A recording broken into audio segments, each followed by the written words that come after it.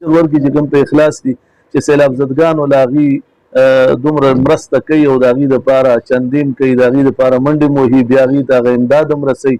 په هغې کې یقینا زما په خبره به خفه کېږئ نه چې د پاکستان انتظامیه هم ډېره شریکه ده.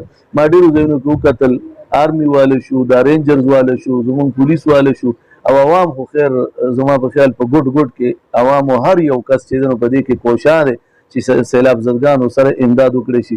حکومتونو کې هم زمونږ د صوبو یا زمونږ د مرکز هغې چې کوم امداد کوي هغه هم په خپل ځای باندې الله دې د هغې اجر ورکړي که په اخلاص وي.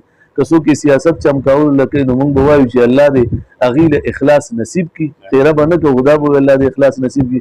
خو یو تنظیم په دې کې دی هیومنټي فرسټ، دا دی دا تاسو د کیمرې ته مخامخ دی، د هغې مونوګرام هم په دې باندې دی هیومنټي فرسټ. دا د قادیانانو یو مشهور تنظیم دی او د قادیانانو دجل او فریب لکه ما مخکې تاسو ته عرض کړ چې د قادیانانو مشر په اسلامي قرباني کې په 12 نمبر پیج باندې په اردو ژبه کې د الفاظ لیکلي دي چې زه د الله ښځه یم او الله ما سره زنا کوي. نو چې دې حده پورې یو تنظیم ګنده شي او پلید شي نو زمونږ خو کم از کم که دا ووایو چې مونږ دا هر څه کوو خو الله دپاره کوو یا د امام الانبیا دپاره کوو.